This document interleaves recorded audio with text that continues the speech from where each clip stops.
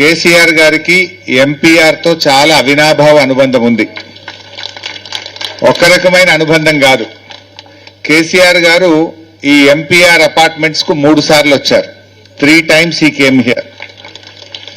ఇక్కడే vision document, BRS party policy document కూడా ఈ అపార్ట్మెంట్ లోనే వార్ రూమ్ లో తయారైంది. ఈ అపార్ట్మెంట్ మీద కేసీఆర్ గారికి చాలా దగ్గరి అనుబంధం కూడా ఉంది. అనేక సార్లు ఇక్కడికి వచ్చారు ఆయన.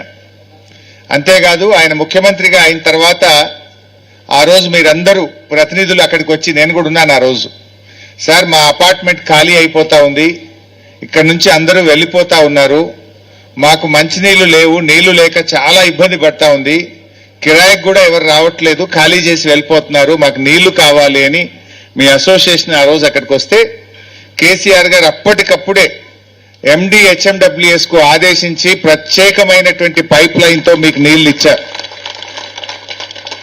మీకు గుర్తుందో లేదో, మా నాయన్ నరసింహారెడ్డి గారు అప్పటి హోంశాఖ మంత్రి వచ్చి ఆయనే బటన్ ఆన్ చేసి మీకు నీళ్లు ఇచ్చారు. అంటే కేసీఆర్ గారేమో ఈ అపార్ట్మెంట్ ను నిలబెట్టే ప్రయత్నం చేస్తే రేవంత్ రెడ్డి గారు కూల్చేసే ప్రయత్నం చేస్తున్నారు. ఆయన నిలబెట్టారు కేసీఆర్ గారు, ఈయన కూల్చేస్తా అంటున్నాడు.